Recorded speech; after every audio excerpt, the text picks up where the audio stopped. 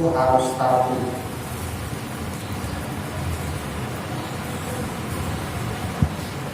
Min taqdimi ghuslil wajhi fal yadain fal ra'si fal rijlain.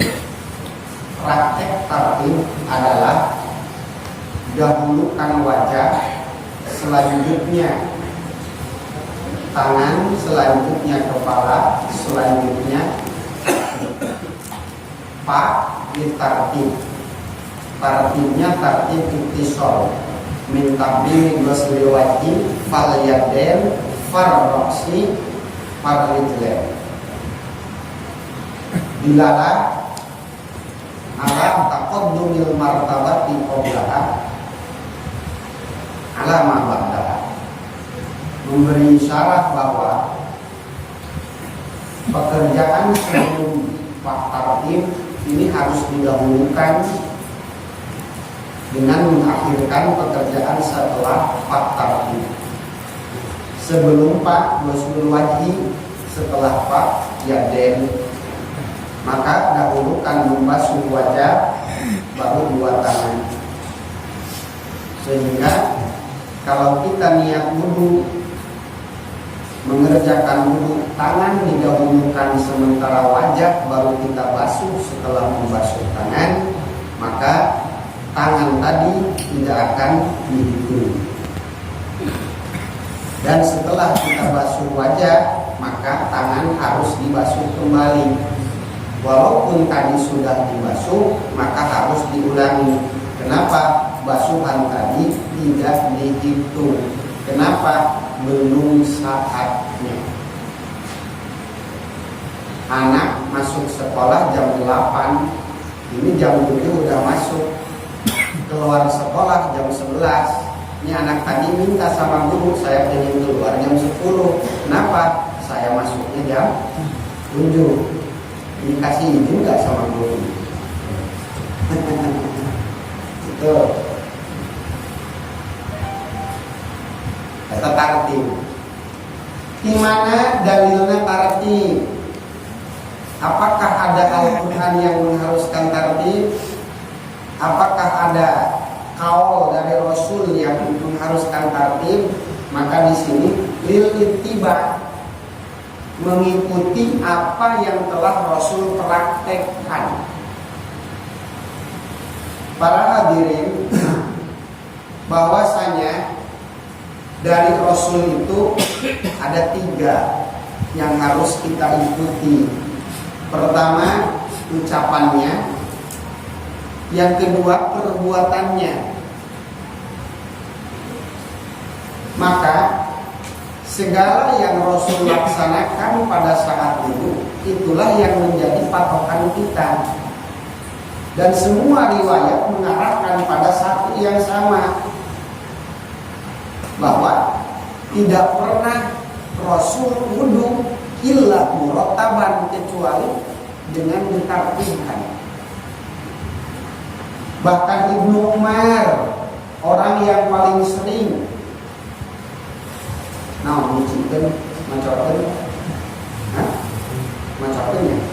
macorkeun cai pada saat Rasul wudu. Anas bin Malik, Ibnu Umar, beliau yang jadi saksi mata langsung bahwa wudunya Kanjeng Rasul selalu seperti itu. Maka diijtihad, diistinbatlah oleh para ulama akan wajibnya tartib dalam wudu.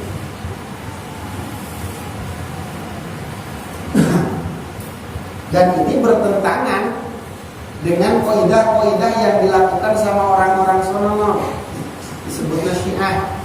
Kalau Syiah itu dia nggak wajib tartib. Makanya orang Syiah itu dia wudunya kadang-kadang basuh kepala dulu, basuh kepala dulu, ada yang begitu.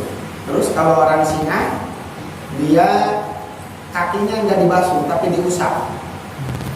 Gitu. Makanya dalam membaca Al-Quran, fagsilu wujuhakum wa aydiyakum masih nasab, wamsahu biruusikum udah JR, wa arjulikum, dia bacanya seperti itu. Kalau kita wa arjulakum ilal ka'bain. Tapi kalau orang Syiah wa arjulikum, dia atapkan 8 arjul pada birroksi, wamsahu biruusikum wa arjulikum, diatapkan ke sana. Kenapa? Ila mau dibahas pakai alfiah sesat kabeh urang. Sebab jika ida alfiah yang atapkan makan deket. Ini wa arjulakum apa wa arjulikum, yang paling dekat ke biruusikum, harusnya wa arjulikum. Nanti pamsahu biruusikum wa arjulikum ai wamsahu bi arjulikum gitu. Itu orang teh apa, kaki cuma cukup diusap, urusan dibasuh.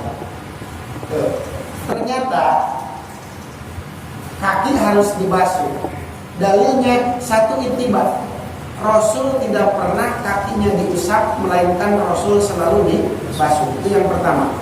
Yang kedua, bahwa penempatan kalimat wa arjulakum dalam Al-Quran yaitu ayat menghormati akan tradisi orang Arab. Kenapa? Begini, beberapa rentetan pekerjaan yang sama satu qadiyah yang seharusnya itu beruntun, terus ada lagi satu pekerjaan yang tidak dalam satu qadiyah, ini suka terpisah. Contoh, pagsilu wujuhakum wa aydiyakum, seharusnya wa arjulakum ilal ka'bain, baru wamsahu biruusikum, agar tidak ada salah ini. Cuma justru orang Arab kalau bicara seperti itu, kenapa? Ada sesuatu yang mesti didahulukan, sehingga walaupun berdampak akan adanya sangkaan salah mengatapkan, sehingga tetap dikedepankan. Maka pamsahu biruusikum ini Allah sengaja disimpan di tengah-tengah antara wa aydiyakum dan wa arjulakum. Satu, saking kudu-kudunya basuh usap kepala sebelum basuh kaki. Satu. Yang kedua, dalam ilmu biladah nukia disebutnya badai ihtiram, menyelipkan satu jumlah di antara dua yang mulazamah, antara mubtada jeung khobar, antara maktub jeung maktub alaih. Wa arjulakum diatapkan karena wa aydiyakum, di tengah-tengah ada satu qadiyah, ada satu jumlah, famsah wamsahu biruusikum. Itu artinya para saudara bahwa kalau enggak kudu-kudu amat mah tartib, maka wamsahu biruusikum akan ditempatkan setelah wa arjulakum ilal ka'bain, baru wamsahu biruusikum. Begitu. Cuma ini berhubung Allah telah mengajarkan seperti itu kepada kita. Yang kedua, tradisi orang Arab dalam berbicara seperti itu, maka Al-Quran bukan mengikuti tapi menghargai. Gitu.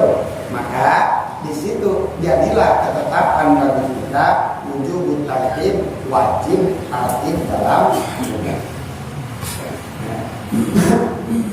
Berikutnya, lawin ghamasa muhdisun walau fi ma'in qalilin bi niyatin mu'tabaratin mimma mara ajza'u anil wudu. Maksud bi niyatin mu'tabarah adalah niat-niat yang dianggap sah dalam wudu. Nawaitu wudu'a, nawaitu raf'al hadas, nawaitu fardhu wudu dan seterusnya. Nah, wudu wajib tartib. Pertanyaannya sekarang, gimana kalau orang nyelam ke dalam kolam, begitu dia di dalam, dia niat nawaitul wudu'a lillahi ta'ala, terus dia timbul ke permukaan, apakah orang tersebut sudah dinyatakan wudu atau hanya baru dihukumi baru basuh muka saja? Gitu. Maka ajza'ahu niat wudhu pada saat tadi nyelam, terus setelah niat kita masih ada di dalam air, maka begitu timbul di permukaan itu kita sudah dihukumi sudah punya wudhu. Walau lam yang tusbil ibnimas jamanan yumkinu bihi tartib, walaupun selama kita tadi sedang di dalam air tidak diam, diamnya ini cukup jika kita untuk melakukan tartib. Artinya sah-sah saja. Cemplung kajarocai nawaitul wudu alillahi ta'ala, langsung nimul lagi, itu pun sudah cukup. Kenapa? Karena dalam hakikatnya kita sudah tartib. Gitu. Kenapa? Kita sudah ada di dalam air, wajah kita sudah nempel dengan air, air sudah nempel dengan tangan kita, air sudah nempel dengan kulit kepala kita, air sudah nempel dengan kulit kaki kita. Begitu nempel semua, nawaitul wudu'a, maka semua sudah dinyatakan bersih dari hadas.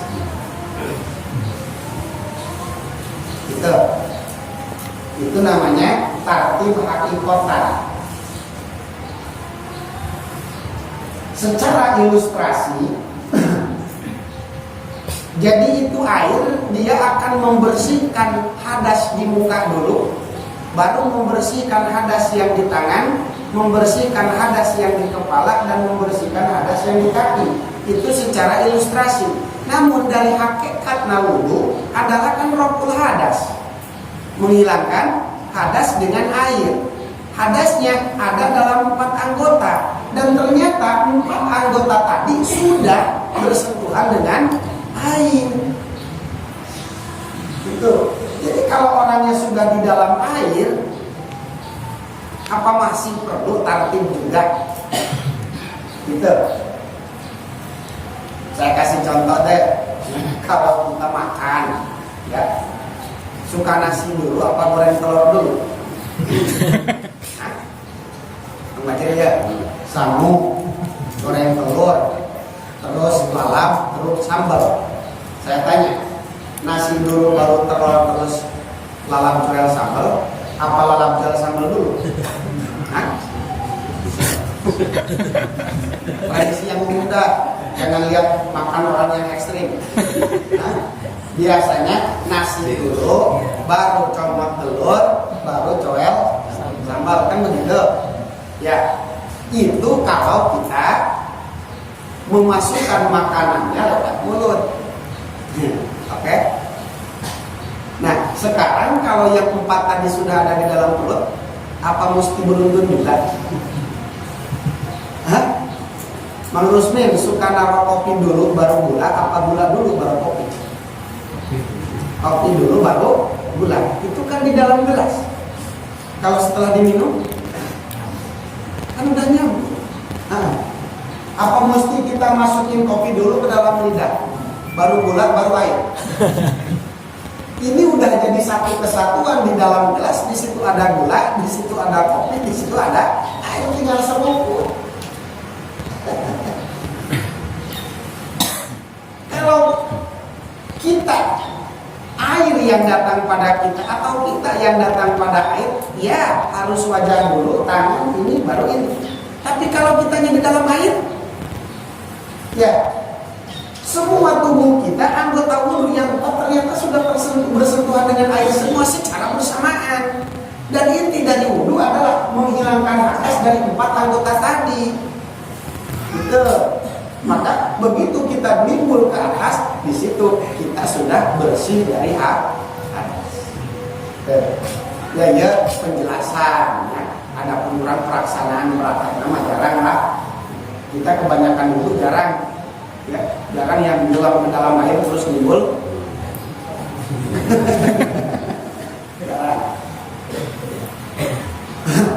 Berikutnya, lawi kita salah biniatin payustaro, balik kita wasalah biniatin payustaro tuh tartibu hakikatan. Nah, lawi kita salah jikalau ada orang mandi junub. Tapi mandi junubnya ini dia pakai disiukan, artinya bukan nyelam, ya, bukan nyelam. Maka sebetulnya payustarot bihi tartib hakikatan itu disyaratkan tartib dalam hakikatnya, disyaratkan tartib dalam hakikatnya. Lain dina ilustrasinya, tapi dina hakikatnya memang disyaratkan dulu tartib. Kenapa? Ya tadi teh ya kan kita adusnya mandinya pakai penyiuk, ya, nasi penyiuk. Jadi pakai gayung, kita kan adusnya pakai gayung. Ada gayung yang segede toren, nah, yang kalau kita mandi bisa langsung basah semua.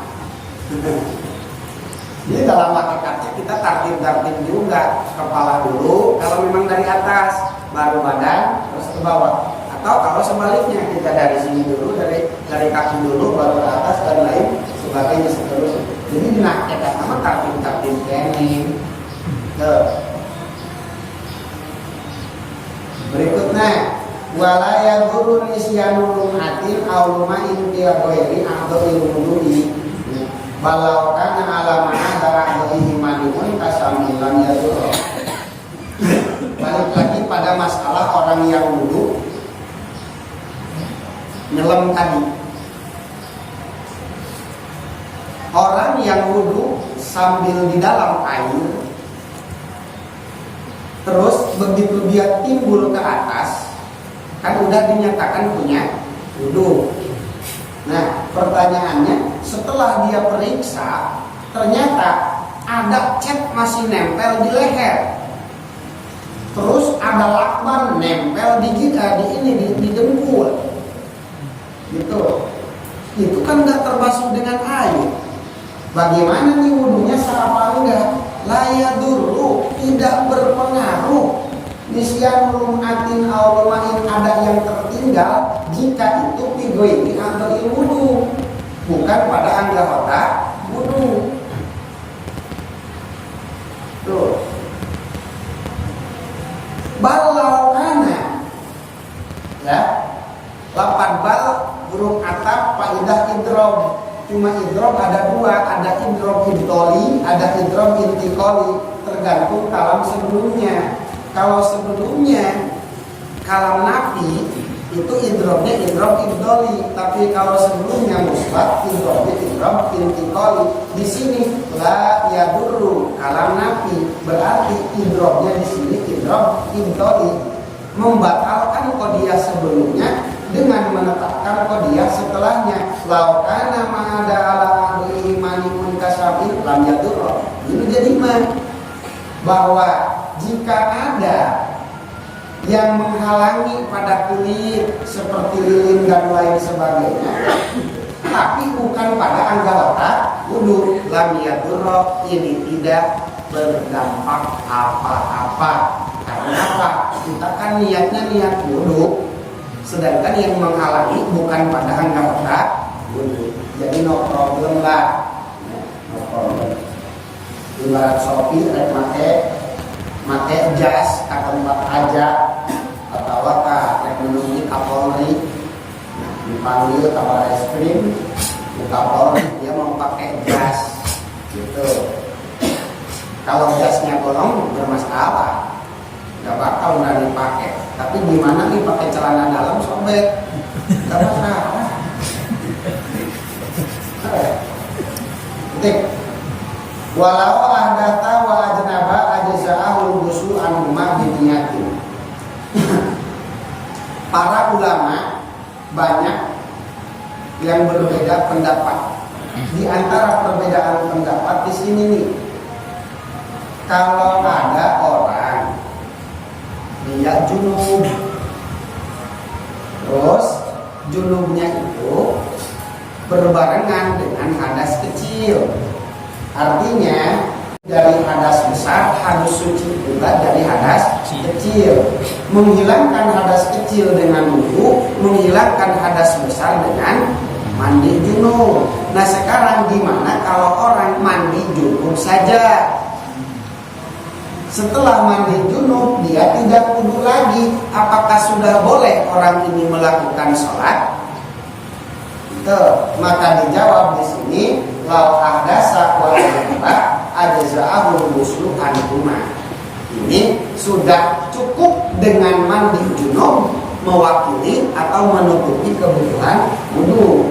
Jadi Mang Roni beres mandi junub silahkan langsung sholat juga, kagak usah wudu lagi. Kenapa? Karena jangankan hadas kecil, hadas besar juga hilang, gitu ya. Tapi awas pemirsa, mandi junub yang seperti apa? Yang setelah mandi junubnya kita kagak usah wudu lagi, adalah mandi junub yang pada saat mandinya kita tidak melaksanakan hal-hal yang dapat membatalkan wudu. Gitu. Jadi pada saat mandi junubnya kita nggak kentut, nggak kencing, atau enggak megang Shopee. Kan udah Shopee udah jadi orang besar. Ya kalau kita lagi mandi junubnya pegang kemaluan kita atau kita kencing, ya itu mah habis mandi junub ya kita wudu lagi. Ya, kenapa? Karena adanya hadas kecil itu terjadi di tengah-tengah kita mandi junub. Apa bedanya pada saat kita wudhu saja? Ya, kita ke masjid, terus kita wudhu, ya, baru usap kepala kita kentut, kan harus diulangi lagi. Oke? Nah, maka hampir sulit hal ini dilakukan. Kenapa? Mayoritas kita kalau mandi junub itu pasti kencing kan? Ya, pasti istinja dikobel-kobel ya kan? Ya pasti batal, artinya kita harus wudhu lagi. Nah, pemirsa, maka sebetulnya ada satu praktek, ya, ada satu praktek yang jika dilaksanakan enak. Pertama apa? Ya. Ingat, prediksi lain prediksi. Pikiran kita, anggapan kita sama mandi junub itu jangan pikiran sama keramas. Ya, kita makan mandi junub itu diibaratkan bahasakan mandi bas, ya keras gimana? Awas ya, mandi junub itu jiriul ma'i ala jami'il ardo. Asal basah semua badan, tidak tertinggal sedikit pun itu sudah mandi junub. Apakah disyaratkan pakai sabun? Tidak. Disyaratkan harus pakai sampo? Kagak. Yang penting mah semua badan terbasuh oleh air. Maka dalam mandi junub dibahas, disunatkan at-tatahuru, bebersih anil akhbas wal adnas. Kita disunatkan bersih-bersih badan dulu dari semua kotoran yang ada di badan, kayak debu, kayak apa dan lain sebagainya. Nah, disitulah terapin pakai sabun. Niatnya kita niat bebersih sebelum mandi junub. Niat bersih-bersih sebelum mandi junub. Jadi begitu ke kamar mandi kita basuh tuh. Nah, niat saya bersih-bersih sebelum mandi junub. Terus baru tuh pakai sabun. Niat junub jangan dulu. Ya, kita kencing tuh disuruh karena kobelan segala tak cekek berat. Baru pakai sampo segala, baru tuh basuh semua, udah bersih semua sampo, sabun dan lain sebagainya, baru kita bilas yang terakhir sambil niat nawaitul ghusla li rabbil jinabat fardhu lillahi ta'ala. Jangan kencing, jangan pegang tuan. Usahakan air sampai merata semua, baru setelah itu langsung sholat juga bisa. Ya. Mungkin prakteknya seperti tadi, kita bersih-bersih dulu semua badan pakai sabun, pakai sampo sebelum kita niat mandi junub, baru ya seperti itu. Oke. Yang kedua, para hadirin, ibarat musonif lau ahdasa wa ajnaba, bahwa hadas dan junub dia dua hal anu umum khusus min wajib. Tuh. Anu umum khusus min wajib. Artinya kumaha? Ada hadas tapi bukan junub. Ya. Ada. Ya, hadas tapi bukan junub. Ini dalam istilah fikih. Seperti di mana kita nggak punya wudu, ya itu kan hadas doang. Apakah boleh kita masuk masjid tanpa punya wudu? Boleh. Kenapa? Kita tidak sedang junub. Itu namanya orang hadas tapi enggak junub. Satu. Dua, ada orang junub tapi enggak hadas.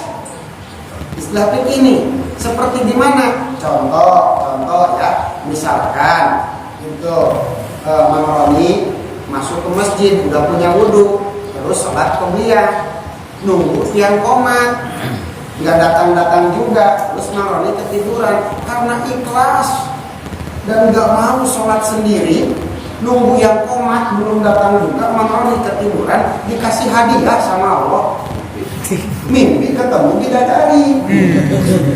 Sedangkan bidadari mah ulah-ulah kajelma, malaikat Jibril sujud.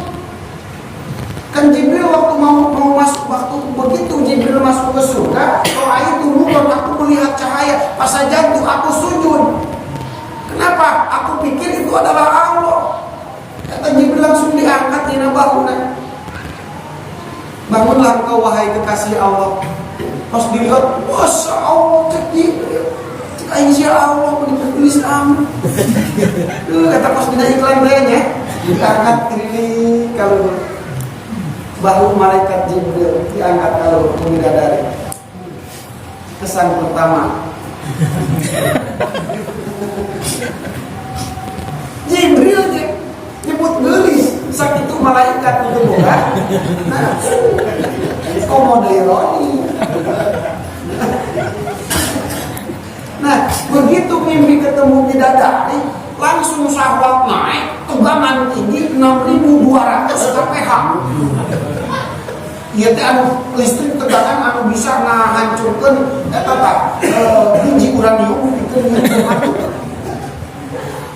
langsung putus. Jadi keluar maninya itu, ya keluar maninya tanpa diawali dengan mandi dulu. Gitu. Mohon maaf. Ya, karena rata-rata orang, ya rata-rata orang sebelum keluar mani suka keluar mandi dulu, sedangkan mandi najis, batal wudu kalau dengan mandi. Tapi kalau dengan mani tidak batal, illa maniya syahsin, kecuali air mani. Nah, Mang Roni lagi tidur sambil duduk, mimpi ketemu bidadari, langsung keluar maninya saja. Gimana ini? Roni junub. Apakah hadas? Tidak. Cukup selesaikan junubnya, habis itu langsung sholat, ini sudah sah. Dia nuki disebutnya orang junub tapi tidak hadas. Gitu. Syai'ani yazdami'ani timadatin wa yanfaridu kullun minhum timadatin. Ada orang hadas tapi tidak junub, ada orang junub tapi tidak hadas, ada orang junub plus hadas, seperti itu. Terakhir, wala yajibu tayakkul umumil ma'i jami'al udhi bal yakfi ghalabatil jami.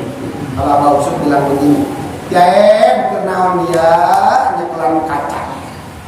Eta jaen abis wudu ya, pegang cermin. Terus tangannya dicerminin. Kunaon takut ada yang ketinggalan di bangsa. Takut ada yang ketinggalan. Begitupun setelah mandi dulu pakai cermin, takut dipindah ada yang ketinggalan, tidak terbasuh oleh air. Gimana? La yajibu, tewajib kita mengupayakan agar datang keyakinan sudah terbasuh semua. Cukup bola batu zat.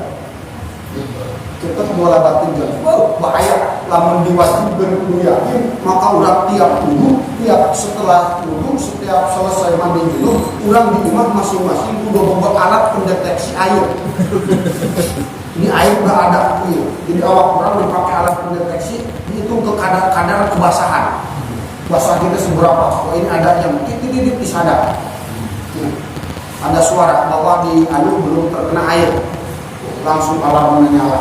Enggak wajib balyafi ghalabatidon, cukup kita kuat sangkaan seluruh tubuh kita sudah terbasuh oleh air pada saat mandi junub. cukup kita kuat sangkaan bahwa semua anggota wudhu kita sudah bersih, sudah terkena oleh air, maka itu sudah dinyatakan cukup. Gimana kalau seandainya dalam hakikatnya kita belum ini? Nah, ternyata belum ada yang belum terbasuh. Pertanyaannya, kalau memang ada yang seperti itu, saya nanya lagi, dari mana Anda tahu? Oke? Kan tadi ngalamun, tidak wajib meyakini semua harus terbasuh, melainkan cukup kuat sangkaan bahwa semua sudah terbasuh. Gitu. Ayo naik. Terus kita sholat. Timbul pertanyaan, nah, bagaimana kalau ada yang tertinggal? Sah apa enggak? Ya kalau ada yang tertinggal, ya wudhu lagi, sholat lagi. Ya berarti harus saya harus sholat lagi dong. Pertanyaannya, kamu siapa yang kasih tahu? Orang kamu sendiri juga sudah belabat tujuan, kecuali menurut Rasul. Di bejaan ku malaikat, sapatol dinalami. Itu gimana kalau ada yang tertinggal? Ya buktikan aja siapa yang bisa membuktikan ada yang tertinggal. Itu hukum fikih mah dohir wae. Kalau memang nggak bisa membuktikan, wudu ente kagak benar, kagak sempurna, buktikan di mana ketidaksempurnaan wudu saya. Baru saya mau ngomong lagi. Kenapa? Karena golabat tujuan saya wudu sudah sempurna. Cukup dan nggak tinggi. Pakun lausah kalau tawar itu setelah ini nama ayah sakit kena anak-anak lain sakit, lain anak sakitnya sakit yang lagi puasa. Kita marhaban sekaligus takut. Allah mengalami suara.